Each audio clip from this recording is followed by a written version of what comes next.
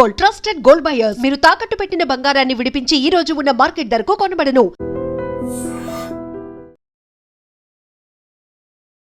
నమస్తే, నేను Kavitha. Welcome to I dream news and నిజాలు.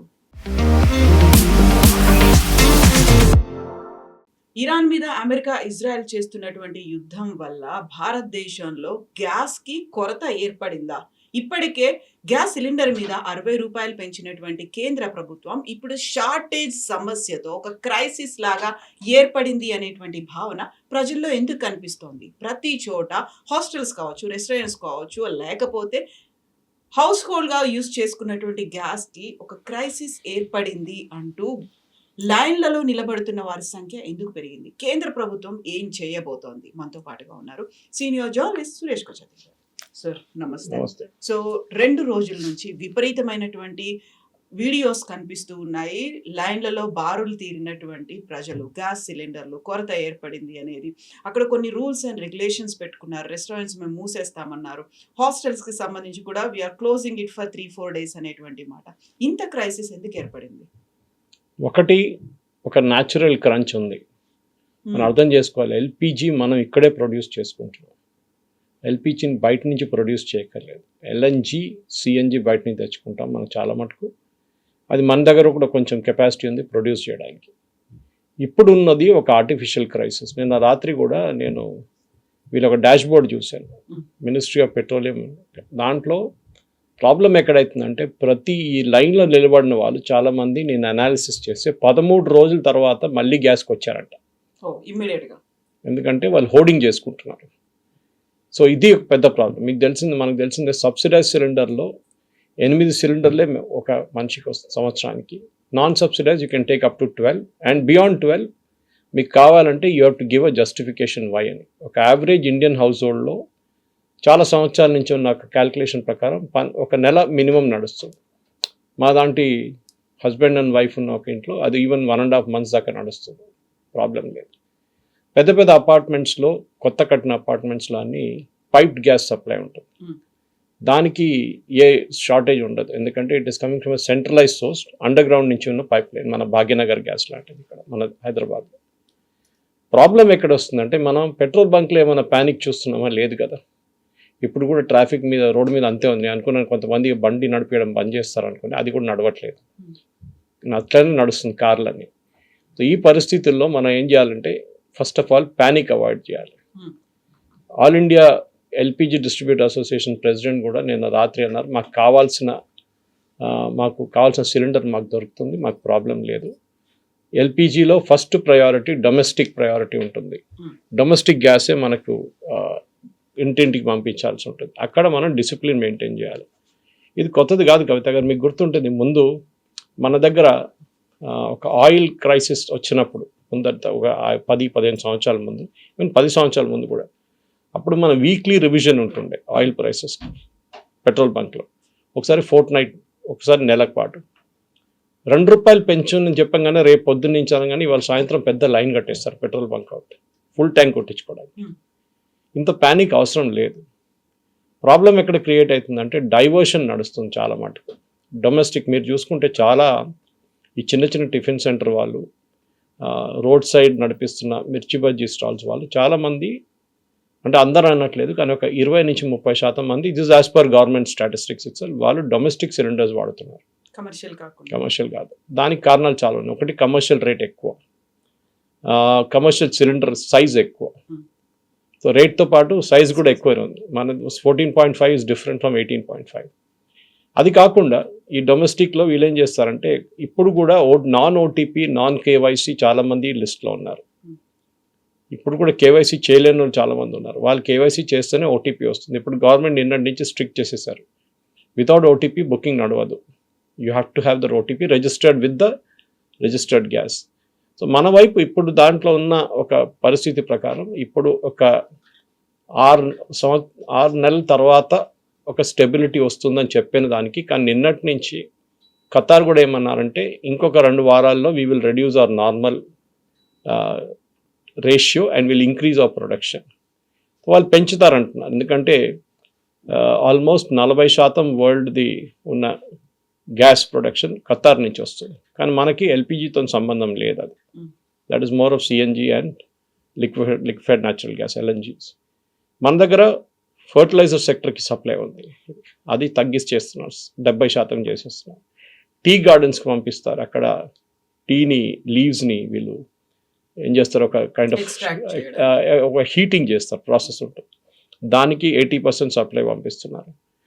ప్రాబ్లం ఎక్కడ వస్తుందంటే మన దగ్గర చాలా మటుకు ఉన్న రెస్టారెంట్లు కానీ హాస్టల్స్ కానీ మీరు చెప్పినట్ల వాళ్ళు దీంట్లో ప్రాబ్లం వాళ్ళకి క్రియేట్ అవుతుంది. ఇప్పుడు చాలా దగ్గర మనం చూసుంటాం, ఈవెన్ ఇంక్లూడింగ్ మా అయ్యప్ప దేవస్థానం బొలారంలో కూడా we don't use cylinders much. కుకింగ్కి ఒక పార్ట్ యూజ్ చేస్తాం, కానీ చాలా మటుకు రైస్ కానీ మిగతాదంతా స్టీమ్ మీద నడుస్తుంది. It's a steam based cooking ఉంటుంది. అది చాలా మటుకు సోర్సెస్ నుంచి చేసుకోవచ్చు. ఒకటి సిలిండర్ నుంచి చేసుకోవచ్చు, ఒకటి అది కాకుండా పైప్ గ్యాస్ నుంచి కూడా చేసుకోవచ్చు. మూడవది we can be done through పాత సిస్టమ్ ఆఫ్ కట్టెలు పెట్టి చేసుకోవచ్చు.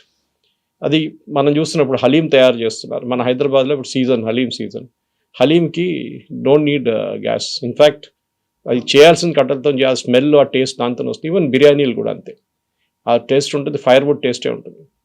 ఇన్ఫ్యాక్ట్ నాకు ఇప్పుడు కూడా మా ఇంట్లో మా అమ్మగారు, ఇన్ఫ్యాక్ట్ మా నాన్నగారు ఇల్లు కట్టినప్పుడు కేరళలో he made a provision in the kitchen traditional and gas. ఎందుకంటే నాట్ దాట్ షార్టేజ్ వస్తుందని కాదు, కొన్ని items can be cook best on the firewood అనమాట. అదే చాలా మటుకు మా దగ్గర కన్యీ అంతా ఉంటుంది కేరళలో, వీ హ్యావ్ దట్ రైస్ గ్రూవెల్ కన్యీ అంటారు, బెస్ట్ కుక్డ్ ఆన్ ఫైర్వుడ్ అని, ఆ టేస్ట్ సపరేట్ ఉంటుంది. కానీ ఇప్పుడున్న క్రైసిస్, మీరు అంటున్న క్రైసిస్కి చాలా మటుకు మనకి ఇప్పుడు మీరు చూస్తున్నారు, బంగ్లాదేశ్ సంగతి చూస్తున్నారు, Sri Lanka, Nepal is land locked, వాళ్ళకి ఒక యాక్సెస్ కూడా లేదు పోర్ట్ నుంచి. బంగ్లాదేశ్కి మనం ఎస్టర్డే 5,000 మెట్రిక్ టన్స్ డీజిల్ ఇచ్చాం, వాళ్ళకి డీజిల్ లేదు వాళ్ళ దగ్గర, బస్సులు నడవు. చాలా మటుకు పాకిస్తాన్లో స్కూల్స్ క్లోజ్ చేసేసారు, 50% ఆన్లైన్ చేసేసారు. అది కాకుండా ఎందుకంటే వాళ్ళ డీజిల్ లేదు, మీరు ఎల్పిజి పక్కన పెట్టండి. So we are managing well. ఒకటే నా అభ్యర్థన ఒకటే ఏంటంటే ఈ ప్యానిక్ సిచ్యువేషన్ క్రియేట్ చేయకూడదు. అండ్ ఐ థింక్ మన మోటరిస్ట్ని పెంచుకోవాలి, ఎందుకంటే ఇదే ఎల్పిజి సిలిండర్ తీసుకెళ్తున్న వాళ్ళే మళ్ళీ పెట్రోల్ బంక్ వెళ్ళి లైన్లు కడితే అక్కడ ప్రాబ్లం అవుతుంది. పెట్రోల్ బంక్ చాలా స్మూత్గా నడుస్తుంది, there is absolutely no disturbance of. మనకి స్ట్రైట్ ఆఫ్ హార్మోజ్ నుంచి మనకు వచ్చే ఎల్పిజి ఒక 20 నుంచి 25%, మిగతా మనం 80% బయట నుంచి తెప్పించుకుంటాం మిగతా సోర్సెస్ నుంచి. సో మనకు దానికి డిస్టర్బెన్స్ లేదు. రేటు పెరిగింది, ఎస్, దానికోసం కమర్షియల్ సిలిండర్ పెంచారు, డొమెస్టిక్ సిలిండర్ కూడా పెంచారు. కానీ నిన్న రాత్రి నుంచి మనం చూస్తున్నాం, ట్రంప్ యుద్ధం అయిపోయింది అని చెప్పంగానే it has come down to $83 per barrel. అది ఇంకా నెక్స్ట్ 2-3 డేస్లో అది మళ్ళీ $70కి వచ్చేస్తుంది. 70 is where it was before. So మనకి అది కాకుండా రష్యా నుంచి మనం తెప్పించుకుంటున్నాం ఆయిల్, మనం రష్యా నుంచి గ్యాస్ కూడా మనం పోతున్నాం. సో బోత్ వేస్ ఇంకొక వారం లోపల ఈ స్టెబిలిటీ వచ్చేస్తుంది. Because I'm hotel management graduate, media కాకుండా నాకు అది కూడా ఒకటి ఉంది. సో మా గ్రూప్లో డిస్కస్ చేస్తున్నారు, చాలామంది హోటలేస్ ఉన్నారు. వాళ్ళు ఏమన్నారంటే ప్రతి సిటీలో ఈ మినిస్ట్రీ ఆఫీషియల్ ఇండియన్ కానివ్వండి, హెచ్పిసిఎల్ కానివ్వండి, బీపీసీఎల్, వీళ్ళందరూ మీటింగ్ నడిపిస్తున్నారు రెస్టారెంట్ ఓనర్స్తో. మీకు కెపాసిటీ చెప్పండి, మీకు ఎంత కావాలని, మీరు హోర్డింగ్ చేయకండి, మేము మీకు ఇస్తాం, but don't hold the cylinders. అది చాలా మటుకు, ఎందుకంటే 30% సిలిండర్స్ మిస్సింగ్ ఉందంట, అప్పుడు సర్క్యులేషన్ లేదు, ఎక్కడ పోయింది తెలియదు ఎవరికి. అంటే గ్యాస్ కంపెనీ వాళ్ళ దగ్గర లేదు, డిస్ట్రిబ్యూటర్ దగ్గర లేదు, అది కాకుండా రీఫిల్ కూడా రావట్లేదు. అంటే 30% ఎక్కడో దాచిపెట్టారు, అంటే hoarding. That normal human tendency అది. అండ్ మార్నింగ్ నార్త్ ఇండియాలో ఒక ట్రక్ను కూడా దొంగిలించేశారు అని, ఆల్మోస్ట్ 500+ సిలిండర్స్ ఉన్నాయి, అలాంటి ట్రక్ను మాయం చేశారు. అది నడుస్తుంది మన దేశంలో, ఏమైనా నడుస్తుంది మన దేశంలో. సిలిండర్ కాదు, రేపు దీనికన్నా ముందు పెట్రోల్ క్రైసిస్ వచ్చిన పెట్రోల్ ట్యాంకరే గాయబ్ చేసేసారు వీళ్ళు మొత్తం. ఎనీవే, నేను చెప్పేది ఏంటంటే మనం మిగతా దేశాల్లో చూస్తే మన సంగతి, మనం వీఆర్ బెటర్ ప్రిపేర్డ్. యాక్చువల్లీ మనకి తెలిసిపోయింది ఈ క్రైసిస్ రాబోతుంది అనేది. ఎందుకంటే మనం వెనిజువేలాతో కాంట్రాక్ట్ పెట్టుకున్నప్పుడు మనం అప్పుడే డిసైడ్ చేసుకున్నాం, రష్యా దగ్గర నుంచి కొనకపోతే కూడా వెనిజువేలా నుంచి మనకు సప్లై ఉంటుంది. ప్రధానమంత్రి గయానాకి వెళ్ళినప్పుడు చాలామంది అడిగారు, ఎందుకు వెళ్ళారు గయానాలో ఏముందని. Guyana is a big supplier of fuel, crude oil అవసరం ఉందా అని అడిగారు. క్రూడ్ ఆయిల్ సప్లై ఉంది అక్కడ కూడా. సో చాలా మటుకి క్రూడ్ ఆయిల్ సప్లై నడుస్తుంది ఇంకా అక్కడి నుంచి కూడా. So we are getting it from different sources. ఏంటంటే సింగులర్ సోర్స్ సౌదీ అరేబియా కాకుండా మల్టిపుల్ సోర్సెస్ తెప్పించుకుంటున్నాం. మనకు అందరు తెలిసిందే కవిత గారు, వరల్డ్లో #1 gas producer, gas that is LNG and liquefied natural గ్యాస్లో చాలా మటుకు కమ్స్ ఫ్రమ్ ఖతార్ 40%. దాని తర్వాత సెకండ్ ఇస్ ఇరాన్. కానీ ఇరాన్ నుంచి ప్రొడక్షన్ జీరో. అక్కడ పెద్ద ప్రాబ్లం వస్తుంది. ఒకసారి ఇరాన్ని మీరు అలౌ చేస్తే, ఇరాన్ సప్లై మీరు మార్కెట్కి వస్తే ఈ ప్రాబ్లం ఉండదు. మనం అర్థం చేసుకోవాలి దిస్ ఫస్ట్ ఆఫ్ ఆల్. దీనిలో అన్నిటికంటే బెస్ట్ ఎగ్జాంపుల్ మీకు ఇండియన్ రైల్వేస్ దగ్గర. ఇండియన్ రైల్వేస్ ఒక 10-15 సంవత్సరాల ముందు నుంచి ఒక కాన్షియస్ డిసిషన్ తీసుకున్నారు. డీజిల్ ఇంజిన్స్ని మొత్తం మేము తీసేస్తాం completely, we will migrate to electric. ఇవాళ ఎక్సెప్ట్ ఫర్ యార్డ్లో మార్షలింగ్ కోసం ఇట్స్ మిగతా అన్ని 100% almost we are in electric today. Diesel చాలా పెద్ద సేవింగ్, ఎందుకంటే Indian Railways one of the biggest consumers ఉండే డీజిల్ది. ఇప్పుడు అక్కడ తగ్గిపోయింది. సో మనం కూడా ఇప్పుడు చూడండి ఎలక్ట్రిక్ వెహికల్స్ గురించి మాట్లాడుతున్నాం. చాలా మటుకు ఎలక్ట్రిక్ వెహికల్స్ వస్తే ఏమవుతుంది, మళ్ళీ ఫ్యూయల్ క్రైసిస్ ఉండదు. మనకి ఎలక్ట్రిసిటీకి ఎక్కడ కిల్లట్లేదు. మనకి సోలార్ అనేది ఎక్సెస్ ఉంది మన దగ్గర. Sunlight is always there for 8 to 9 months in year. Europe కాదు, యూఎస్ కాదు మనం. అట్లాంటి పరిస్థితుల్లో ఐ థింక్ మన ప్రజలు కూడా ప్యానిక్ కాకుండా, and especially the hotel sector, మేము హాస్పిటాలిటీ సెక్టర్ అంటాం దాన్ని, రెస్టారెంట్ సెక్టర్లో ప్యానిక్ కాకూడదు. You can switch over to steam cooking if you want to, కానీ దానికి టైం పడుతుంది. తిరుమలలో చూడండి, they use steam cooking to a large extent. అక్కడ కూడా అది చేస్తే చాలా మటుకు ఎఫిషియన్సీస్ వస్తుంది. కానీ ఆ పాత రోజులు గ్యాస్ రెగ్యులర్గా వస్తుందంటే ఇంకొక 2-3-4 వారాల దాకా ఈ క్రైసిస్ ఉండబోతుంది డెఫినెట్గా. ప్రిపేర్డ్గా ఉంది అనుకున్నప్పుడు ప్లానింగ్ అనేది ప్రాపర్గా లేదా? ఎందుకని ఒక పానిక్ క్రియేట్ అవుతుంది, భయపడుతున్నారు. ఫస్ట్ ఏమో 60 రూపాయలు సడన్గా పెంచేశారు అనుకున్నారు, ఆ తర్వాత ఇప్పుడు క్రైసిస్ తగ్గించేశారు అన్న తర్వాత ప్రతి ఒక్కరూ కూడా అలర్ట్ అవుతున్నారు. లేకపోతే మేము అన్ని కంట్రోల్ చేసుకోవాలి కండిషన్స్తోనే ఫుడ్ అనేది కూడా తయారు చేస్తున్నప్పుడు. నిన్న ఒక ఎల్పిజి సిలిండర్ డిస్ట్రిబ్యూట్ చేస్తున్నాయని ఇంకో స్టూడియో దగ్గర చూస్తాను, దుర్గం చెరువు దగ్గర ఒక స్టూడియో దగ్గర కార్ పార్క్ చేస్తుంటే కనిపించాడు. మన న్యాచురల్ టెండెన్సీ కదా, వెళ్ళి అడిగాను, బాబు నువ్వు బండి నడిపించుకుంటూ పోతావు, నీ సిలిండర్ అవ్వడానికి కొట్టేస్తాడని అడిగాను. లేదు సార్, ఆ ప్రాబ్లం లేదు, ఏమైనా ప్యానిక్ ఉందా అడుగుతున్నారా అంటే, లేదు సార్ హోటల్ వాళ్ళే ప్రాబ్లం క్రియేట్ చేస్తున్నారు, డొమెస్టిక్లో నాకు టెన్షన్ లేదు సార్ అన్న. అక్కడే మనకు తెలిసిపోతుంది.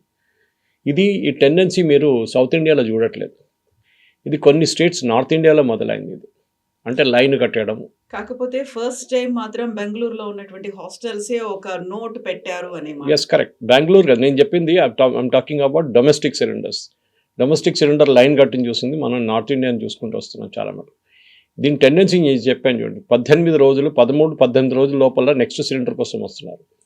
ఇప్పుడు దాకా మనకున్న రూల్ మనం చాలామంది మర్చిపోయాం. It is 20 days. అంటే మీరు ఆర్డర్ చేసిన ఒక సిలిండర్ తర్వాత నెక్స్ట్ సిలిండర్కి 20 days. దాన్ని ఇప్పుడు 5 రోజులు పెంచారు, 25 చేశారు ఇప్పుడు, which I think is sensible. కొన్ని రోజుల తర్వాత మళ్ళీ ఇది 20కి తగ్గొస్తుంది.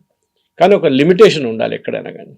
ఇప్పుడు ప్రాబ్లం ఎక్కడ వస్తుందంటే, పాత సిస్టమ్ జాయింట్ ఫ్యామిలీ సిస్టమ్ ఉన్నప్పుడు కన్జంప్షన్ ఎక్కువ ఉండే. ఇప్పుడు ఫ్యామిలీస్ న్యూక్లియర్ ఫ్యామిలీస్ అయిపోయారు, husband wife 1 child or 2 children అంతే, దాంట్లో నడుస్తుంది. సో వాళ్ళకి కావాల్సింది డెఫినెట్గా గవర్నమెంట్ ప్రయారిటైజ్ చేస్తున్నారు. డొమెస్టిక్ ఇస్ నంబర్ 1, అది there is no getting away from that. కానీ మన వైపు నుంచి కూడా యాజ్ అ సిటిజన్ మనకి రెస్పాన్సిబిలిటీ ఏంటంటే, ప్యానిక్ క్రియేట్ చేయకుండా పెట్రోల్ బంక్లో మనం ఎట్లా బిహేవ్ చేస్తున్నామో అదే బిహేవియర్ మన ఎల్పిజీలో తీసుకొస్తే బాగుంటుంది. అది నా రిక్వెస్ట్ అన్న. సో ట్రంప్ ఏమో యుద్ధం ముగిసిపోయిందని చెప్తున్నారు, ఖతార్ ఏమో మే విల్ స్టార్ట్ ప్రొడ్యూసింగ్ అని వీళ్ళు చెప్తున్నప్పటికీ స్ట్రైట్ ఆఫ్ హార్మూజ్ దగ్గర నిన్న ఆల్మోస్ట్ ఒక 15-16 షిప్స్ని వాళ్ళు తగలబెట్టారు అనేది. అంటే వాళ్ళు ఇంకా ఇప్పటికీ యాక్సెప్ట్ చేయట్లేదు అక్కడ నుంచి నౌకలు వెళ్ళడానికి అనే ఒక మాట. తగలబెట్టలేదు, ఒక్క షిప్ కూడా తగలబెట్టలేదు నిన్న. Nothing happen because international maritime ఒక అలర్ట్ ఉంటుంది. నేను పొద్దున్నలోగానే ఫస్ట్ అది చెక్ చేస్తాను. నిన్న ట్రంప్ వాళ్ళ ఎనర్జీ సెక్రటరీ ఒక ట్వీట్ చేశారు, మేము 1 US నేవల్ షిప్ ఒక కార్గో షిప్ని ఎస్కార్ట్ చేసి తీసుకెళ్ళాను అని చెప్పి ఒక ట్వీట్ చేశారు. వితిన్ 15 నిమిషాలు ఆ ట్వీట్ డిలీట్ చేశారు. దానికి కారణాలు ఉన్నాయి. They have taken that ship, అది తెలిసిపోయింది చాలా క్లియర్. కానీ US నేవీ షిప్ ఎక్కడ కనిపించట్లేదు మ్యారిటైమ్ రూట్లో ఆ షిప్స్లో. ఎందుకంటే మన ఫ్లైట్ రాడార్ లాగా ఇక్కడ కూడా మీకు షిప్స్ కనిపిస్తుంది ఎక్కడి నుంచి. సో స్ట్రైట్ ఆఫ్ హార్మూజ్లో ఇప్పుడున్న పరిస్థితిలో ఎస్టర్డే ట్రంప్ ఇచ్చిన వార్నింగ్ తర్వాత 16 మైన్ లేయింగ్ షిప్స్ని ఇరాన్ది ధ్వంసం చేశారు. మీరు చెప్పింది అది 16 ధ్వంసం చేసింది ఇరానియన్ మైన్ లేయింగ్ షిప్స్ అనమాట. చిన్నది ఉంటుంది అది మైన్స్ లే చేస్తారు. దాన్ని నిన్న ధ్వంసం చేశారు. ట్రంప్ వార్నింగ్ కూడా ఇచ్చారు నిన్న, ఇంకొక మైన్ కూడా నాకు కనిపిస్తే అంత సంగతి. Anyway we are going to use mine sweepers, వాళ్ళ దగ్గర మైన్ స్వీపర్స్ ఉన్నాయి, షిప్స్ ఉంటుంది, that can detect and take out the mines అన్నమాట. అది చేస్తున్నాం మేము అని చెప్తున్నాం. సో స్ట్రెయిట్ ఆఫ్ హార్మోజ్ని ఓపెన్గా ఉంచుకోవడం ప్రయారిటీ అని వాళ్ళ పొద్దున కూడా యుఎస్ స్టేట్ డిపార్ట్మెంట్ చెప్పారు చాలా క్లియర్గా, that we will have to maintain state of Hormuz, we will take over అంటున్నారు ఇప్పుడు ట్రంప్. దాంట్లో పెద్ద ఒక స్టేట్మెంట్ ఉంది, ఎందుకంటే దాంట్లో ఖర్గ్ ఐలాండ్ చెప్పి ఒక ఐలాండ్ ఉంది, మీకు గుర్తుంటుంది, ఇట్ బిలాంగ్స్ టు ఇరాన్. ఇరాన్ది ఆల్మోస్ట్ 90% డిస్ట్రిబ్యూషన్ అక్కడి నుంచి నడుస్తుంది. అంటే వీళ్ళు డిఫరెంట్ సోర్సెస్ నుంచి ఫ్యూయల్ పంప్ చేసేది సెంట్రలైజ్ ఖర్గ్ ఐలాండ్ పంపించి, Kharg island is slightly 30 kilometers from Iran. ఆ ఐలాండ్ నుంచే వీళ్ళు షిప్స్ అక్కడ అనమాట. ఇప్పుడు యూఎస్ ఏమంటున్నారు, మేము ఆ ఖర్గ్ ఐలాండ్ని కూడా మేము క్యాప్చర్ చేసుకుంటాం, so that you will not be able to even pump oil in to this destination. మీరు పంప్ చేస్తే మేము తీసుకెళ్ళిపోతాం అక్కడి నుంచి. ఇరాన్కి ఇప్పుడు ఆల్మోస్ట్ వెనిజువేలా సిచ్యువేషన్ వచ్చేస్తుంది. వెనిజువేలా ఇదే చేశారు కదా, మీరు పంప్ చేస్తున్నంత ఇండియాకి అమ్మేసుకుంటున్నాం, చైనాకి అమ్మేసుకుంటున్నాం, మా మిగతా దేశాలు తీసుకెళ్ళిపోతున్నారు. సో అదే సిచ్యువేషన్ ఇప్పుడు ఇరాన్లో కూడా వచ్చింది. కానీ యుద్ధం ఆగుతుందా అంటే డెఫినెట్గా ఎస్, నెక్స్ట్ ఒక 2 వారాల లోపల ఇది అయిపోతుంది కంప్లీట్గా. కానీ ఇరాన్ దాన్ని ఆపరు, వాళ్ళు రెగ్యులర్గా ఒక టాక్టికల్ అటాక్స్ చేస్తూనే ఉంటారు చిన్న చిన్నగా. కానీ ఇప్పుడున్న పరిస్థితి ప్రకారం నిన్న చూస్తే నిన్న చాలా మటుకు తగ్గిన మిసైల్స్ అని, నిన్న 5-6 మిసైల్స్ కొట్టారు వాళ్ళు. సో దేర్ కెపాసిటీ తగ్గిందనమాట. ఇంకొక వారం లోపల బహుశా ఇది టేపర్ ఆఫ్ అయిపోతుంది. కానీ స్పొరాడిక్ అటాక్స్ ఉంటుంది, అక్కడక్కడ చేస్తుంటారు వాళ్ళు. అరబ్ నేషన్స్ కూడా ఫెడప్ అయిపోయారు కంప్లీట్గా. Dubai is getting majorly affected. వాళ్ళ దగ్గర నుంచి ఎక్స్పాట్రీస్ చాలామంది పారిపోయారు, కానీ వాళ్ళు వచ్చేస్తారులే తర్వాత. ఇప్పుడు వెళ్ళారు కానీ తర్వాత వచ్చేస్తారు రిటర్న్. ఎవరైనా ప్యానిక్ ఉన్న సిచ్యువేషన్లో రిటర్న్ వచ్చేస్తారు. ఇన్ఫ్యాక్ట్ మీరు చెప్పినట్లు నిన్నటి దాంట్లో మా కూతురు గురించి ఎవరో కామెంట్ అడిగారు, మాకు మీ కూతురు బాగున్నారా, సేఫ్గా ఉన్నారా, she was going to Cairo, Hyderabad, Bahrain Cairo అండి. Yes, she has come back. Cairo అంతా ఫినిష్ చేసి ఈజిప్ట్ అంతా విజిట్ కంప్లీట్ చేసి వారం తర్వాత నిన్న ముంబైలో డైరెక్ట్ ఫ్లైట్లో ల్యాండ్ అయ్యారు ఈజిప్ట్ ఎయిర్లో without touching. So I was watching the flight path. ఆ flight path yesterday took over Saudi Arabia చాలా మటుకు, అండ్ దెన్ ఓవర్ దుబాయ్. దాని తర్వాత ఇరాన్ అవాయిడ్ చేసి ఇండియా వైపు వెళ్ళిపోయింది. So that means Saudi Arabian air space is open, Dubai air space is open, అంటే UAE air space is open. ఇది రెండు చాలా క్రూషియల్. ఎందుకంటే ఇప్పుడు ప్రాబ్లం ఎక్కడ వస్తుందంటే ఈవెన్ సౌదీ అరేబియాకి, ఈవెన్ యూఏఈకి వాళ్ళకి డైలీ కావాల్సిన వెజిటబుల్స్ కానీ మీట్ కానీ చాలా మటుకు ఇటువైపు నుంచి వస్తుంది, ఇండియా వైపు నుంచి వస్తుంది. ఇండియా, ఇండోనేషియా, మలేషియా వైపు నుంచి అది ఆగిపోయింది చాలా మటుకు. ఇప్పుడు వాళ్ళు గ్లోబల్ ఫ్రేటర్స్ యూజ్ చేస్తున్నారు, పెద్ద పెద్ద కార్గో ఎయిర్క్రాఫ్ట్ యూజ్ చేసి దీన్ని మూవ్ చేస్తున్నారు. మొన్న లులు గ్రూప్ వాళ్ళు అనౌన్స్ చేశారు, వాళ్ళ కంప్లీట్ ఒక చార్టర్డ్ ఫ్లైట్ వాళ్ళ వెజిటబుల్స్కి మిగతా వీట్ కోసం యూఏఈలో వాళ్ళ సూపర్ మార్కెట్స్ కోసం తీసుకెళ్లారని చెప్పి ఇండియా నుంచి. So that is good news actually. ఎందుకంటే షిప్స్ మూవ్ కాకపోతే you should move it through aircraft. రేపు అది మిలిటరీ ఎయిర్క్రాఫ్ట్ కూడా ఉండొచ్చు బహుశా. బట్ ఎనీవే టోటల్ ఓవరాల్ చూస్తే కవిత గారు ఒకటే రిక్వెస్ట్, మళ్ళీ అది రిపీట్ చేస్తున్నాను. ఈవెన్ నిన్న మినిస్ట్రీ వాళ్ళు కూడా స్టేట్మెంట్ ఇచ్చారు, డోంట్ ప్యానిక్, హాస్టల్ వాళ్ళు చేస్తారు. నేను ఇప్పుడే మా తెలిసిన ఫ్రెండ్ దగ్గర మెసేజ్ పెట్టాను, వాళ్ళు 6 హాస్టల్స్ నడిపిస్తారు ఒక యూనివర్సిటీ కోసం ఇక్కడ. వాళ్ళ దగ్గర అడిగాను, మీకు ఏదైనా ప్రాబ్లం ఉందా అని అడిగారు ఇక్కడ డిబేట్కి వచ్చే ముందు. She said absolutely everything is normal, okay, we are managing. Okay, panic కాకుండా మేనేజ్ చేస్తున్నాం అంతే, ఎఫిషియన్సీస్ తీసుకొస్తున్నాం. ఎక్కడెక్కడ మేము మన ఇండక్షన్ కుక్టాప్ ఉందో అది యూజ్ చేస్తున్నాం మేము, సూప్స్ హీట్ చేయడానికి, దానికి దీనికి. We are not totally dependent on LPG, alternate చూసుకుంటున్నాం, which is a good move. ఇప్పుడు ఇవాళ కాకపోతే రేపు మీరు కొచ్చిన్ ఎయిర్పోర్ట్ తీసుకోండి, కొచ్చిన్ ఎయిర్పోర్ట్ కంప్లీట్గా నడుస్తున్నది ఈజ్ ఆన్ సోలార్, ఇంక్లూడింగ్ వాళ్ళ కిచెన్ సైడ్ కూడా. అంటే వాళ్ళకు కూడా ఎంప్లాయీస్ ఉన్నారు, అది కూడా కెఫ్టీరియా ఉంది, అది కాకుండా రెగ్యులర్ కిచెన్స్ ఉంది వాళ్ళకి, అక్కడున్న షాప్స్కి వాళ్ళకి సపరేట్ ఉంది. వీళ్ళందరూ ఎలక్ట్రిసిటీ వాడతారు, and that is through solar. I think ఈ క్రైసిస్ దీనికన్నా ముందు కూడా మీకు గుర్తుంటుంది, మిడిల్ ఈస్ట్ క్రైసిస్ ఒక 20 సంవత్సరాల ముందు నాకు గుర్తుంది. సద్దాం హుస్సేన్ టైంలో కువైత్ ఆక్రమించే టైంలో ఒక పానిక్ సిచ్యువేషన్ వచ్చింది. అప్పుడు కూడా చాలామంది నేర్చుకున్నారు, ఆల్టర్నేటివ్స్ చూసుకున్నారు. మనం I think sooner or later మనం ఈ ఎల్పిజి దీని నుంచి బయటపడి we have to look at new sources. చెప్పడానికి చాలా ఈజీగా ఉంటుంది ఇక్కడ కూర్చొని, రూమ్లో కూర్చొని చెప్పడానికి, కానీ we should look at options. Piped gas is a great option.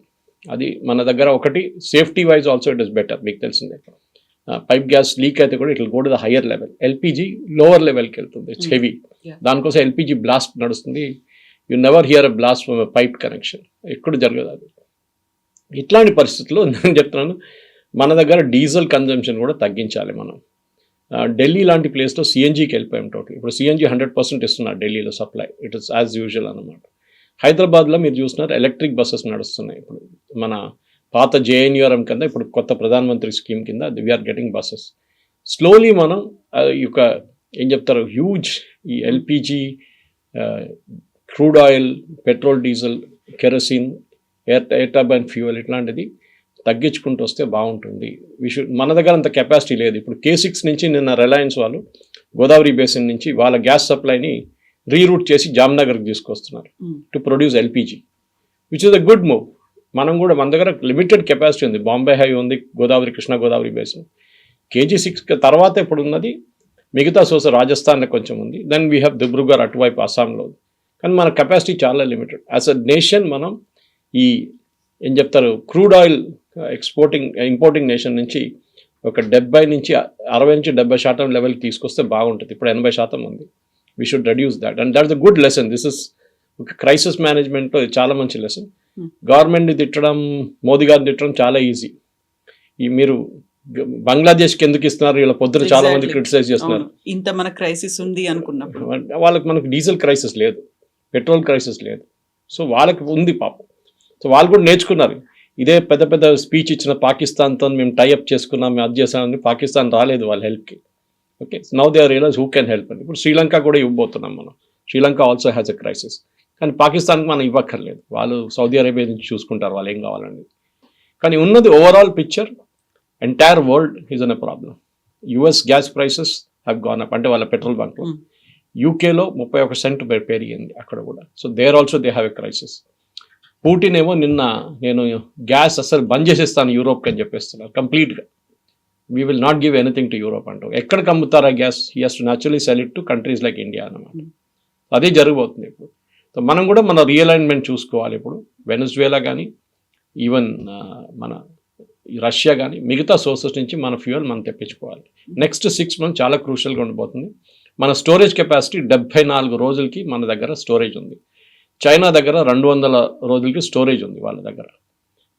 Course ఎందుకంటే వాళ్ళ రీజన్ చాలా వైడ్ స్ప్రెడ్గా ఉంటుంది, వాళ్ళ కోస్టల్ ఏరియాస్ చాలా దగ్గర. సో మనం కూడా మన కెపాసిటీ ఇప్పుడున్న ఎమర్జెన్సీ కెపాసిటీ మన దగ్గర ఉంది చూడండి, 74 నుంచి అట్లీస్ట్ 100 రోజులకి తీసుకురావచ్చు. అంటే 3 నెలలకి మనకి ఫ్యూయల్ సప్లై ఉంటుంది.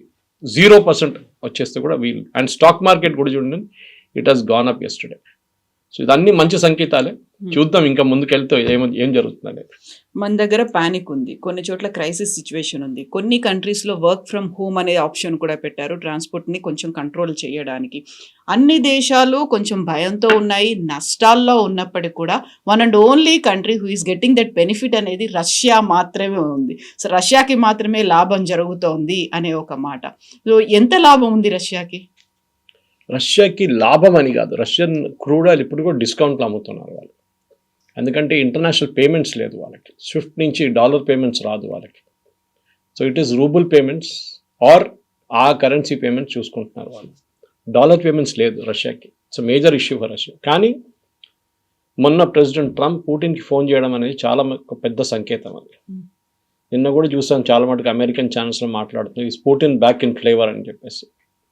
ఫేవర్ అండ్ ఫ్లేవర్, ఎస్, పుటిన్కి ఇప్పుడు ఒక పైచే వచ్చేసింది. ఎందుకంటే ఒకటి ఫ్యూయల్, గ్యాస్ అండ్ పాలిటిక్స్ 3 ఆడుకుంటున్నాడు పుటిన్ ఇప్పుడు.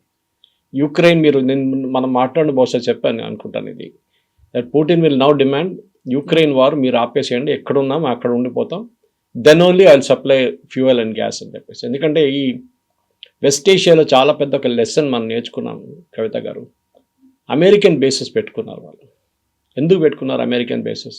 ఖతార్ ఉండొచ్చు, యుఏఈ ఉండొచ్చు, బహ్రెయిన్ ఉండొచ్చు, ఒమాన్ ఉండొచ్చు, సౌదీ అరేబియా, వీళ్ళందరూ అమెరికన్ బేసెస్ పెట్టుకున్నారు, పెద్ద పెద్ద బేసెస్, ఎయిర్ ఫోర్స్ బేసెస్. బహ్రెయిన్లో ఏమో naval base, US 5th Fleet. ఎందుకంటే వీళ్ళు వాళ్ళ ప్రొటెక్షన్ కోసం పెట్టుకున్నారు. ఏ రోజు వాళ్ళని అక్కడి నుంచి ఏదో ఒక ఆర్మీ కూ లేకుంటే ఇంకేమైనా కొంచెం రెబల్స్ వచ్చి వాళ్ళ కింగ్డమ్ని డీస్టెబిలైజ్ చేస్తారని భయపడి వీళ్ళు యుఎస్ని పెట్టుకున్నారు. కానీ ఇప్పుడు ఏం జరిగింది కవిత గారు? యుఎస్ వాళ్ళ సహాయంకి రాలేదు. వీళ్ళు ఇరాన్ మిసైల్ ఫైర్ చేస్తున్నప్పుడు యుఎస్ వీళ్ళని అడ్డుకుంటలేరు. యుఎస్ ఏమంటున్నారు, మేము మీ బేస్ నుంచి ఆపరేట్ చేస్తామనగానే మేము అలౌ చేయమని చెప్పారు. Why should we help you? ఇప్పుడు అరబ్ నేషన్స్ కూడా ఒక డైలమాలో వచ్చేసారు. యుఎస్ మీద మేము డిపెండ్ కాలేదు, యుఎస్ మనకి గివెన్ అ బిగ్ ఏం చెప్తారు, ఒక డిచ్చింగ్ అంటారు మనం. ఓకే, ద లాస్ట్ మినిట్ మనకి చేయించేసారు వాళ్ళు. మనం కాపాడుకోవాలంటే we have to take care of our cells. సడన్గా ఫిలిప్పీన్స్ ఇన్ని రోజులు బ్రహ్మోస్ డీల్ పక్కన పెట్టిన, రేపు చూద్దాం ఎల్లుండి చూద్దాం అని కానీ ఇమ్మీడియట్ సైన్అప్ చేసుకున్నారు. నేను అది చూసాను. ఎందుకు? సంకేతాలు అదే, they have a threat from China.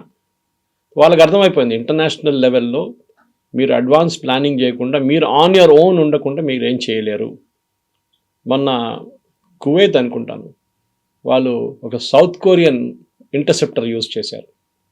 నేను వాళ్ళ దాకా వినలేదు సౌత్ కొరియా కూడా ఇంటర్సెప్టర్ ఉందని. యూఎస్ ఇంటర్సెప్టర్స్ మనం పేట్రియట్ లాంటివి విన్నాం, మనం thought systems. Correct, South Korean and it 100% ఎఫిషియన్సీలో 6 మిసైల్స్ ఆపారంట వాళ్ళు. సో రేపు సౌత్ కొరియా కూడా ఒక పెద్ద ఆర్మ్స్ ఎక్స్పోర్టర్ కావచ్చు. యూఎస్కి అదే పెద్ద భయం ఉంది, ఎందుకంటే వాళ్ళ వెపన్స్ చాలా ఎక్స్పెన్సివ్గా ఉంది. ఒక పేట్రియట్ మిసైల్ $1 million, ఒక థర్డ్ ఇంటర్సెప్షన్ $9.6 million. అక్కడేమో వాడు 20,000 25,000 ఉన్న డాలర్ల డ్రోన్స్ పంపిస్తున్నారు. దాన్ని అడ్డుకోవడానికి $1 million పేట్రియట్ మిసైల్ యూజ్ చేస్తే is it not economies of స్కేల్లో పనికి రాదు. ద మేజర్ రియలైజేషన్ ఈ యుద్ధం తర్వాత అరబ్ నేషన్స్లో ఒక పెద్ద మార్పు రాబోతుంది. యుఎస్ మీద ఉన్న వాళ్ళ కాన్ఫిడెన్స్ వాళ్ళకి పోయింది. యుఎస్ బేసెస్ని వెకేట్ చేయమంటున్నారు, కొంతమంది వెళ్ళిపోతున్నారని నిన్న న్యూస్ వచ్చింది. అది కాకుండా ఇరాన్ ఒక కొత్త కండిషన్ పెట్టారు నిన్న. స్ట్రైట్ ఆఫ్ హార్మోజ్ నుంచి మీ షిప్పులు వెళ్ళాలంటే you first expel American official, embassy official మీ దగ్గర ఉన్న మీ క్యాపిటల్లో కానీ మీ మిగతా స్టేట్స్లో ఉన్న వాళ్ళని ఎక్స్పెల్ చేయండి, ఇజ్రాయలీ అండ్ అమెరికన్ డిప్లొమాట్స్. కానీ అది జరగదు, అది వీళ్ళు చేయలేరు, వాళ్ళకి అంత ధైర్యం లేదు గల్ఫ్ స్టేట్స్కి. catch-22 సిచ్యువేషన్లో వచ్చేసారు. సౌదీ అరేబియా లాంటి ఇంత డబ్బులున్న ఒక రాజ్యం కూడా ఇప్పుడు భయపడుతున్నారు ఇరాన్ని. ఆలోచించండి, ఆ పరిస్థితికి వచ్చేసారు ఇప్పుడు. దీని తర్వాత I think they'll be a major realignment. Egypt లాగా, జార్డన్ లాగా ఒక సెల్ఫ్ సఫిషియంట్ ఫోర్స్గా ఉండడానికి వీళ్ళు ఎవరిని అనుకో. జార్డన్లో కూడా బేస్ ఉందనుకోండి, యుఎస్ బేస్ ఉంది, ఈజిప్ట్లో కూడా ఉంది, అంత ఓపెన్గా వాళ్ళు అడ్మిట్ చేయరు. కానీ ఒక మార్పు రాబోతుంది and I think it's a good thing. ఎందుకంటే వీళ్ళు యుఎస్ ఇప్పుడు సౌదీ అరేబియాని బ్లాక్మెయిల్ చేశారు ఒక 6 నెలల ముందు ప్రెసిడెంట్ ట్రంప్. అక్కడ వెళ్ళి మీరు 100 F-35 అన్నారు. సౌదీ అరేబియా 100 F-35 చేసుకొని ఏం చేసుకుంటారు? వాళ్ళు ఎవరితో యుద్ధం చేస్తున్నారు? మ్యాక్సిమం హూతీలతో యుద్ధం చేస్తారు అంతే. బట్ వై అనేది క్వశ్చన్ వస్తుంది అనమాట. సో దానికోసం ఒక ఈ అంతా మిడిల్ ఈస్ట్ క్రైసిస్ ఇప్పుడు అయిపోయిన తర్వాత ఒక మేజర్ రియలైన్మెంట్ రాబోతుంది. బహుశా దాంట్లో మనం కూడా మన వైపు నుంచి ఒక ఎఫర్ట్ పెడితే మన ఆయుధాలు వీళ్ళకి అమ్ముకోవచ్చు. And our missiles are equally good, no problem. అది మీరు అఫెన్సివ్ ఉండొచ్చు, డిఫెన్సివ్ ఉండొచ్చు. డిఫెన్సివ్ అంటే ఇంటర్సెప్షన్లో ఉంటుంది, అఫెన్సివ్ అంటే వాళ్ళ మీద బాంబు, దానికి మన బ్రహ్మోస్ పనికి వస్తుంది. ఇంటర్సెప్షన్కి ఆకాష్ లాంటి మిసైల్స్ పనికి వస్తుంది. ఇవన్నీ మనం కొత్తగా తయారు చేసి అమ్మొచ్చు. మన డిఫెన్స్ ఇప్పుడు ఎక్స్పోర్ట్ ఇస్ అరౌండ్ 34,000 crores. దాన్ని ఈజీగా మనం ఒక 50 నుంచి 60,000 కోట్ల దాకా పెంచుకోవచ్చు సంవత్సరానికి. Let us look at Gulf. మీరు ఆయిల్ అమ్మండి, మేము ఆయుధాలు అమ్ముతాం. ఈ కాన్సెప్ట్కి మనం రావాల్సి వస్తుంది. ఫ్యూచర్లో స్ట్రాటజీస్ ప్లానింగ్ అదే ఉండాలి, అది ఉండాల్సిందే. బ్లెస్సింగ్ ఇన్ ద డిస్గైస్ అని అంటారు. ఎందుకంటే one man's misery is other man's opportunity అంటారు. వాళ్ళ డబ్బులు తక్కువేం కాదు, డబ్బులు మస్తున్నాయి, కానీ వాళ్ళకి భయం ఏంటంటే వాళ్ళ security. And this particular instance ఓపెన్గా ఎక్స్పోజ్ అయిపోయింది. ఇరాన్ డ్రోన్స్ యూజ్ చేసి వాళ్ళ ఎయిర్ ఫీల్డ్స్ కొడుతున్నారు, వాళ్ళ రిఫైనరీస్ కొడుతున్నారు, వాళ్ళు ఏం చేయలేకపోతున్నారు. అడుగున్నారు 50 ఫైర్ చేస్తే 40 అడ్డుకున్నారు, 10 ఏమొచ్చి పడ్డది. 100% ఇంటర్సెప్షన్ ఎప్పుడు ఉండదు. కానీ గల్ఫ్ స్టేట్స్ ఏం నేర్చుకున్నారంటే యుఎస్ మీద డిపెండెన్సీ అయి ఇంకా ముందుకు వెళ్ళలేము, మనం ఒక స్ట్రాటజీ మార్చుకోవాల్సి వస్తుందని. అది బహుశా నిన్న పుటిన్ ఇరానియన్ ప్రెసిడెంట్కి ఫోన్ చేసి మీరు యుద్ధం ఆపండి అని చెప్పినప్పుడు అర్థమైపోయింది రష్యన్ ఇన్ఫ్లుయెన్స్ ఎంత మటుకు ఇరాన్ మీద ఉందని. ఇరాన్ ఇప్పుడు ఎస్ వీ విల్ స్టాప్ అంటే then Putin becomes the biggest winner in all this. Trump పక్కనకి వెళ్ళిపోయాడు మొత్తం కంప్లీట్గా. అది పెద్ద ఒక లెసన్, జియో పొలిటికల్ లెసన్ దీని నుంచి. Yes, sir. Thank you so much, sir. Thank you.